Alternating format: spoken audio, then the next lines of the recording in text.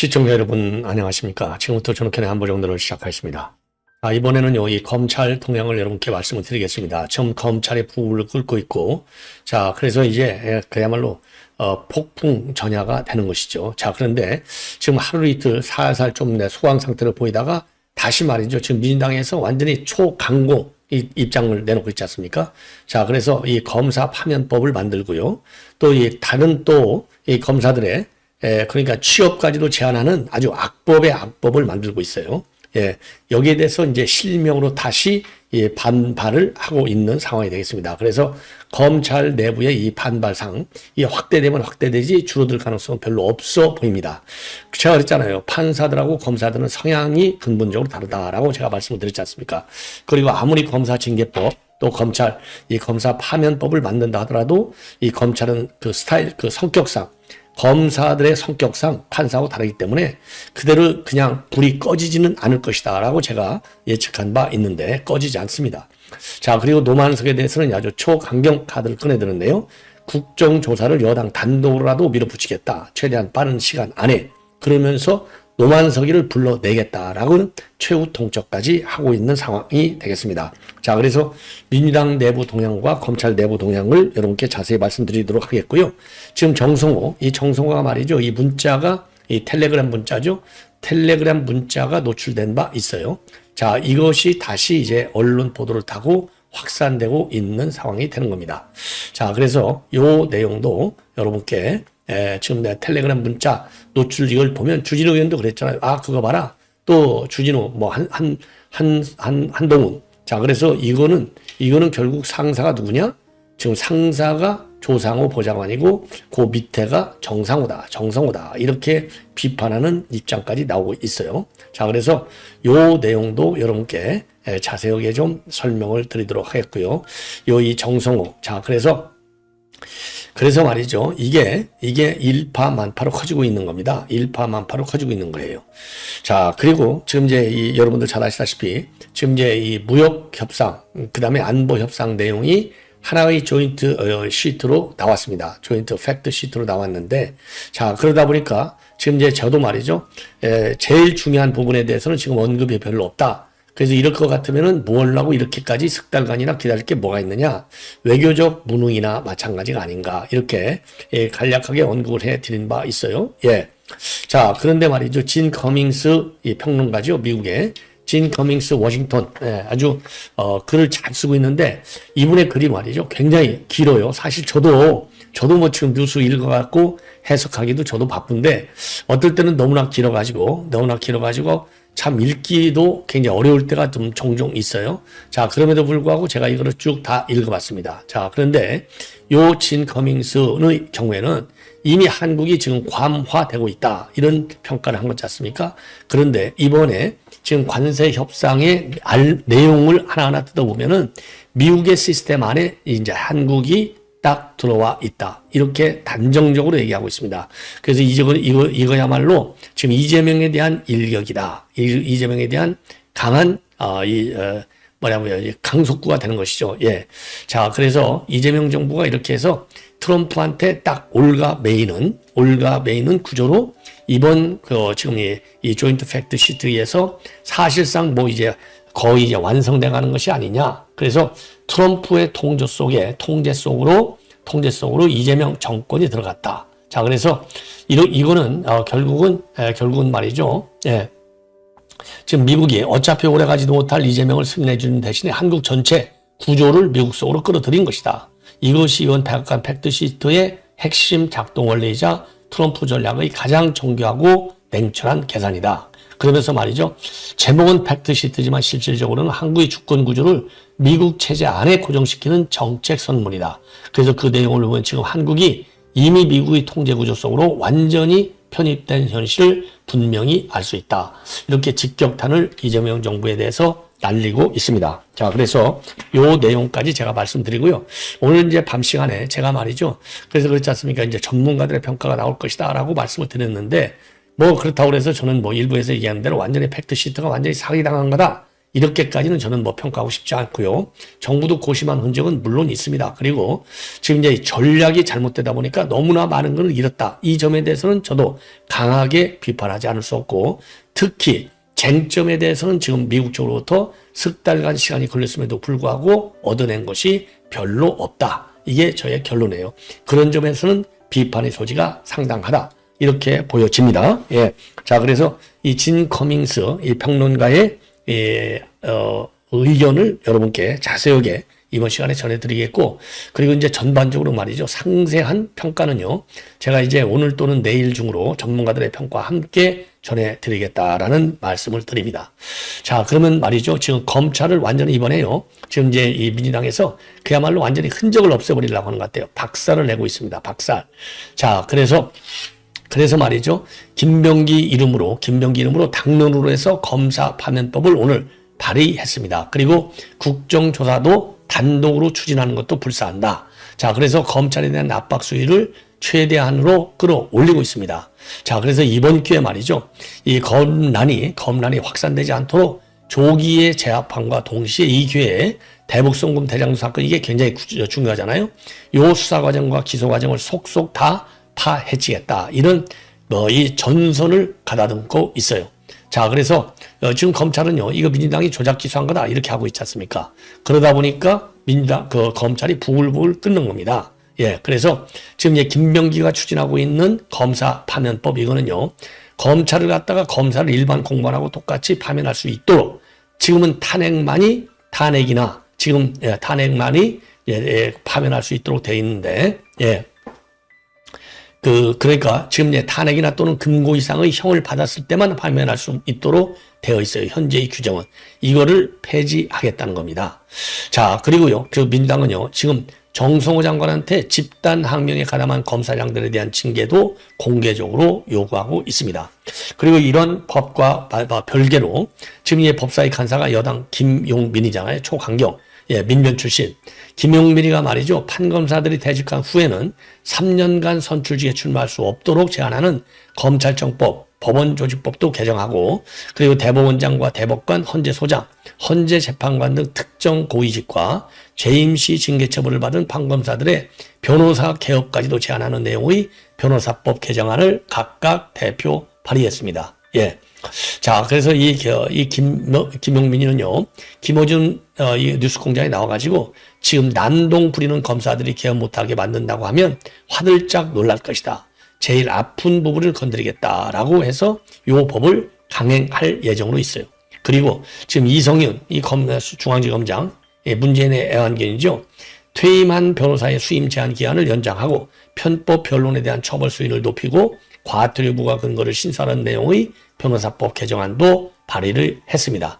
자, 이렇게 악법의 악법을 지금 제정해 놨으니까 당에서는요, 그거 이성윤하고 김용희가 하는 거는 개별 의원의 법안이야. 예. 자, 이렇게 지금 선을 긋고는 있어요. 이거는 뭐 여론이 그렇게 안 좋다는 것도 알면서 오로지 이재명 방탄을 위해서 하는 거죠. 예. 자, 그리고 지금 이제 이렇게 해서 이제 이런 악법을 지금 밀어붙이고 있는 상황이다. 당 차원에서. 그리고요. 예, 그리고 지금 이 어미준 검사, 대장동 개발 의혹을 사건을 수사한 어미준 검사를 별도로 민주당은 거명하면서 녹음 증거까지 조작하는 정치 검사를 청산하는 게 시대적 요구다. 예, 그리고 국민과 합의가 안 될 경우에는 단독으로라도 국정조사를 추진하고, 예, 이거 박지원이가 이러고 있잖아요. 강하게 주장하고 있고, 그리고 이제 국조가 될 경우에는 노만석도 국정조사장에 불러나겠다. 이 한정혜가 또 이거를 밝히고 있어요. 예. 자, 그래서 지금 말이죠. 전면전에 돌입하고 있는 상황이 되고, 예. 전면전에 돌입하고 있는 상황이 되는 겁니다. 자, 그리고 당 지지율이 이렇게 갈 경우는 이제 빠질 수밖에 없고, 그리고 말이죠. 지금 오늘 한국갤럽 이 조사 내용을 보면 전체 응답자의 48%가 대장동 판결 항소하지 않은 것은 부적절하다. 자, 그래서 이 에이펙 정상회담 효과를 60%를 넘겼던 이재명의 지지율도 급락을 해서 59%가 됐어요. 4% 떨어져서 59%. 예. 자, 그래서 지금 이렇게 민주당은 아주 초강경, 완전히 전면전으로 선전포고를 하고 있고요. 여기에 대해서 검찰도 여기에 뒤지지 않고 지금 맞받아치는 분위기가 되겠습니다. 예, 맞받아치는 분위기. 자, 그래서 중앙일보가 단독으로 보도하고 있는 내용인데요. 검 내부도 불만이 폭발하고 있습니다. 자, 그래서 검찰 내부는 정치검사 해결 방법이 검사 징계법이냐. 예. 자, 그래서 지금 여기 오늘 이제 중앙일보가 단독으로 보도하고 있는 내용을 보면은 조희영 전주지검 인권보호관, 그리고 박철환 부산지검 부장검사, 이윤희 서울 남부지검 형사 3부장, 이런 분들이 강하게 지금 칼을 빼고 나왔어요. 예. 그래서 조희영 전주지검 인권보호관은요, 오늘 민주당의 검사파면법 8의 언론 기사를 공유하고 정치검사 문제를 해결하기 위한 방법이 검사를 파면할 수 있도록 하는 검사징계법 개정안이냐, 이렇게 반발을 하면서 정치검사들이 항명이라는 전제 자체도 동의하기 어렵다. 이거 우리 국민의힘에서도 지금 그렇게 입장을 내놓고 있지 않습니까? 그래서 검사의 징계를 일반 공무원보다 엄격하게 하는 것은 정치적 중립을 위해서라고 배웠고 그렇게 알고 있다. 옳은 얘기죠? 예, 저도 여러분께 그렇게 논평해 드리고 있죠. 자, 그러면서요, 대장동 사건 항소 포기에 대한 검찰 내부 반발을 정치 검사들의 항명이라고 규정하고 검사들의 반란을 가용한 법적 행정적 수단을 총동원해서 저지 분석했다고 발의한 법안이 검사 파면법이 가능하도록 한 검사 징계법이라고 한다. 이것은 뜨거운 아이스 아메리카노이냐 아니면 저희 상식으로는 도통 납득이 안 된다. 이렇게 비판하고 있어요. 그리고 박철환 부산지검 부장검사도 이 글에 대해서 댓글에 올리고 있습니다. 댓글창에서 뭐라고 반박하고 있느냐, 반발하고 있느냐 같이 항명으로 규정한 것은 사태의 악의적 왜곡이다. 검사징계법 입법 취지를 누구보다 잘 아는 사람들이 엉뚱한 소리를 하는데 대응할 주체가 없으니 답답하다. 그러면서 말이죠, 검사 신분 관련 최소한의 제도적 보장에 불과한 것들을 없애겠다는 발상은 검사가 독립성과 공공성을 상실한 업무 수행을 해도 된다는 것인지 묻고 싶다. 예. 그리고요, 최성국 동부지검 검사는요, 부당하게 검사를 파면한다면 국가 재정만 낭비될 뿐이다. 그리고 이주훈 대전지검 검사도 여기에 공감하는 글을 올리고 있습니다. 그리고 이윤희 서울 남부지검 형사 3부장은요, 만약 항명이 징계 대상이라면 윤석열 전 대통령의 즉시 항고 포기 일정 때 집단행동을 했어도 항명이냐, 아니면 그때그때 판단의 기준이 다른 것이냐, 명확한 기준을 알아야 징계받을 두려움이 없이 성실한 공무원으로 살 수 있을 것이다 라고 반발하고, 이번 항소 포기 이슈는 경험에 비추어 보아도 이해가 안 되는 결정이라 판단이 어렵지 않다. 저뿐만 아니라 다들 비슷한 생각으로 글로나마 의사를 표현한 것일 텐데 그 수가 많은 것이 문제인 것이냐, 이렇게 비판을 하고 있습니다. 오늘 노만석도 말이죠, 퇴임사에서 이 징계에 대해서는 검찰 구성원들이 검찰의 기능과 정치적 중립성에 대한 전반적 우려를 내부적으로 전한 것임에도 이것을 항명이나 집단행동으로 보는 시각에 대해서는 안타깝다. 검사들에 대한 징계 논의를 부디 멈춰달라. 이렇게 직격탄을 가한 바 있습니다. 예. 자, 그리고 이번에는요, 지금 이제 이 정성호의 핸드폰이 틀린 거나 마찬가지죠. 틀렸어요. 자, 텔레그램 문자가, 결국은, 지금 텔레그램 문자, 여러분들이요, 이 텔레그램 문자가 언론에 포착이 됐습니다. 자, 이 국회 본회의에 출석할 때 카메라가 이제 뚫린 것이죠. 카메라가 뚫렸어요. 바로 이겁니다. 조상호 정책부장관 대장동 변호사가 이 텔레그램에다 이렇게 올렸어요. 자, 조상호라고 써 있잖아요.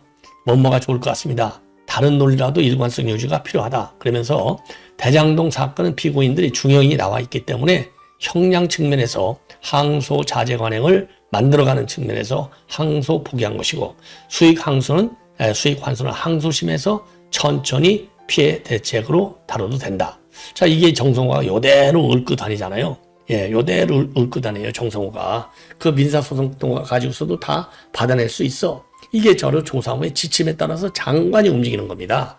왜 그러느냐? 이 조상호가 실세잖아요. 대장동 변호사 실세. 꼼짝 못하는 거예요. 꼼짝 못해. 예. 자, 그래서 말이죠. 예. 지금 이제 논란이 야기되고 있는 겁니다. 예, 이걸 가지고. 자, 그래서 이게 말이죠. 이 조상호 텔레그램이 이제 노출이 되는 바람에 결국은 개망신을 타는 거나 마찬가지다. 자, 그래서 이제 이 정청래도 말이죠. 예, 지금 이제 이게 정성호를 벗어나서 좀 용산 대통령실이 개입한 것이 아니냐, 이렇게 이제 불길같이 벌어지고 있잖아요. 그러니까 겁먹은 개가 요란하게 짖는 법이다. 예, 그리고 조작 기소된 사건은 공소 취소해야 하고 엄정히 수사하고 처벌해야 된다. 그리고 민주당은 국정조사, 청문회, 특검 등 모든 수단을 동원해서 불법 저지른 검사들을 사법 처리할 것이다. 자 이렇게 벌써 공소 취소로 가고 있잖아요. 공소 취소로. 김병기 마찬가지고, 예, 정청래 마찬가지고, 그리고 정성호도 마찬가지입니다. 자, 그래서 이 정성호 이런 그 입장을 두고 말이죠. 지금 이제 이 언론도 부글부글 끓고 있는 상황이 되겠습니다.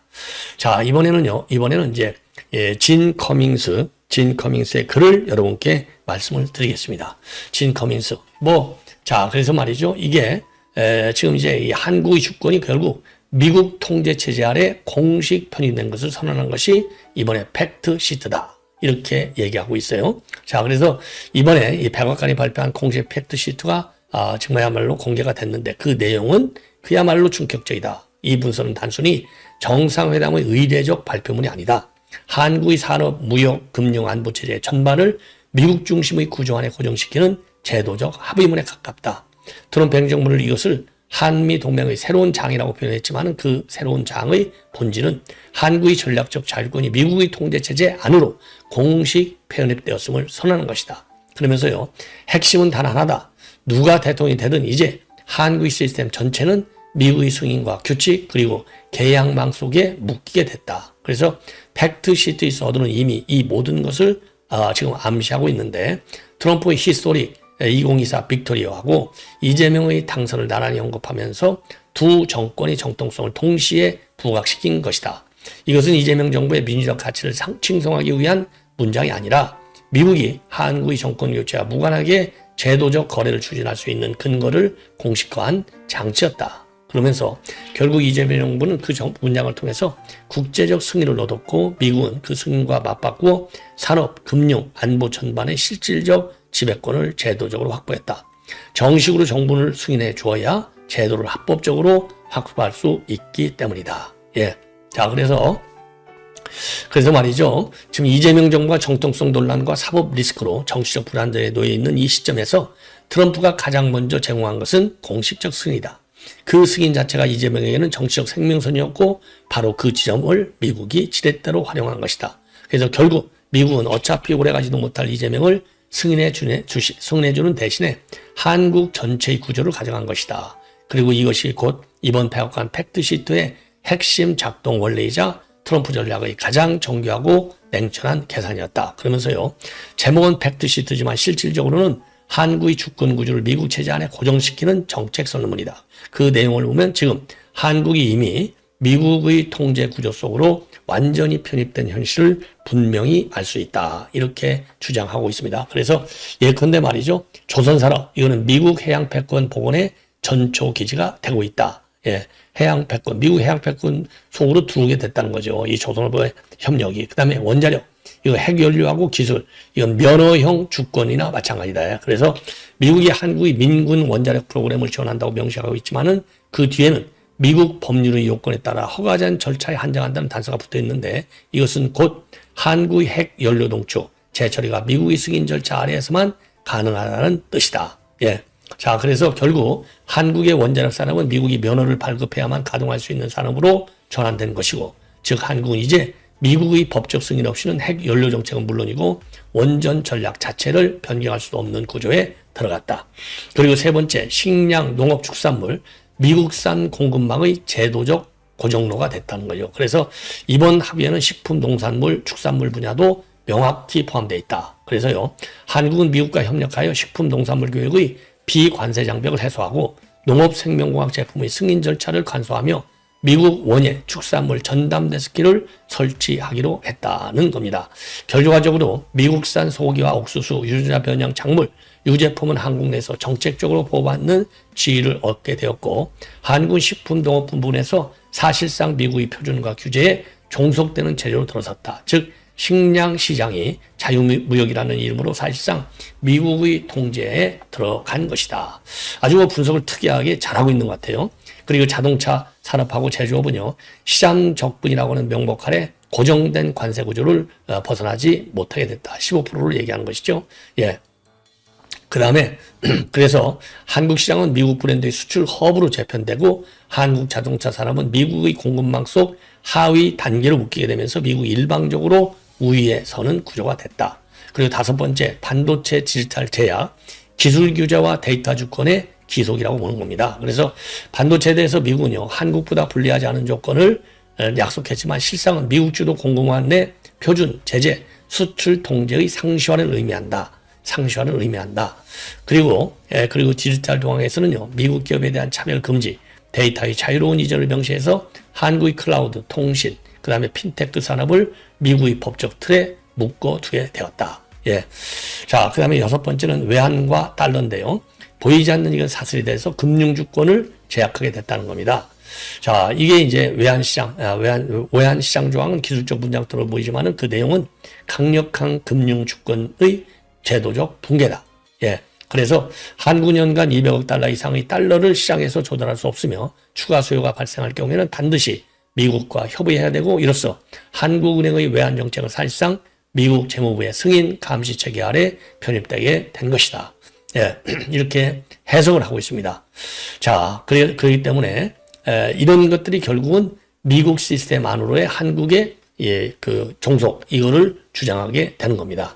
그래서 이재명 때문에 벌어진 한국에 대한 강력 조치는 첫째, 달러 조달 상한은 사실상 자금 통제 자체이고, 그리고 미국 재무부 협의라고 하는 것은 실시간 감시의 의미고, 자금 세탁과 주가 조작 방지의 이면에는요, 이재명 개인화 측근 세력들의 과거처럼 정책적 펀드나 부동산 개발, 공공기관 프로젝트를 통해서 자금을 순환시키는 방식을 쓰려고 해도 이제 달러 기반 결제와 외환 송금이 모두 미국의 글로벌 경제망 안에서 이루어지기 때문에 불법 자금 흐름이 포착되는 즉시 차단, 동결, 추적이 가능하다. 그래서 이재명 정부는 외환과 자금 운용의 손발을 완전히 묶인 채로 움직일 수밖에 없는 상황에 놓였다. 그래서 이재명은 더 이상 한국의 외환 보유액이나 국제시장을 정치적 생존 수단으로 활용할 수가 없다. 이렇게 보고 있습니다. 예. 그리고 일곱 번째, 미국 주둔과 방위비 GDP 3.5%잖아요. 그리고 이제 미군 장비 2030년까지 250억 달러 구입하고 주한미군 지원금은 330억 달러를 제거하기로 합의한 거. 이거는 단순한 동맹 비용이 아니라 주한미군 주둔을 제동적으로 고정시키는 것이다. 그래서 예산으로 고정된 안보의 종속, 그리고 노동환경 지식재산권, 이거는 규모의 이름으로 묶인 제도적 속박이 된다는 것이고요. 아홉 번째, 정치적 의미는 이재명 정권뿐만 아니라 한국의 전체 시스템을 미국 이 구조 안으로 편입시킨 것이다. 이렇게 주장하고 있습니다. 예. 그래서 말이죠. 이번 이 합의 내용을 모두 본다면 한국이 미국의 전략적 체제 안으로 완전히 편입된 순간을 공식화한 문서다. 그래서 미국은 군사적 점령 없이도 한국의 산업, 금융, 에너지 방위 체계를 제도적으로 장악하는데 성공을 했다. 자, 그래서 지금 이 트럼프라는 인물이 냉혹한 현실주의와 계산된 침묵이 있었을 따름이다. 이렇게 주장을 하고 있습니다. 자, 그래서 말이죠. 이게 이제 완전한 한미 일체화를 낳게 됐다는 겁니다. 한미 일체화. 그래서 지금 이승만과 박정희 시대를 거쳐 오랜 세월 미완으로 남아있던 한국의 완전한 편입이 현실로 이루어졌다는 겁니다. 그래서 이것은 트럼프가 이재명 정권에 내린 최고의 형벌이자 동시에 중국도 러시아도 북한도 이제는 결코 한국을 넘볼 수 없도록 만든 트럼프식 한국 독트린의 완성이다. 예, 그래서 본인이 얼마 전에 트럼프 행정부가 한국을 괌화 시킨다고 했는데, 즉 한국을 전략적, 군사적, 경제적으로 미국의 전진 기조하는 과정으로 끌고 가고 있다고 분석했는데 이게 딱 맞아 떨어진 것이다. 이렇게 주장을 하고 있습니다. 자, 그래서 말이죠. 네. 이번 합의는 단순한 외교 발표문이 아니고 내가 경고했던 한국의 괌화 시나리오를 공식적으로 제도한 결과물이다. 그래서 한국은 괌처럼 미국의 영토가 아니지만은 경제 규모와 정치 체제, 산업 구조는 전혀 다르다. 그러나 이번 협상이 만들어내는 것은 군사적 괌화를 넘어선 시스템적 괌화, 즉 한국의 금융, 무역, 조선, 에너지, 방위, 데이터 인프라 전체를 미국의 전략적 지배구조 속으로 편입시키는 세계적인 고정, 통제 장치가 됐다. 그래서 이제 한국의 안보는 미군 주둔과 예산으로, 경제는 달러 결제와 무역 규제로, 산업은 기술, 원전, 반도체 협정으로 미국 질서의 하위 구조에 결합되었다. 트럼프는 한국을 점령하지 않았다. 그 대신 한국의 시스템을 괌처럼 만들었다. 이것이 바로 내가 경고했던 시나리오의 현실화이며 백악관이 공식적으로 확인해준 결정적 근거다. 예, 내용이 조금 어렵기도 해요. 내용이 조금 어렵기도 한데 상당히 특이한 분석을 하고 있습니다. 예, 시청자 여러분, 이것으로 본 방송을 마치겠습니다. 대단히 고맙습니다.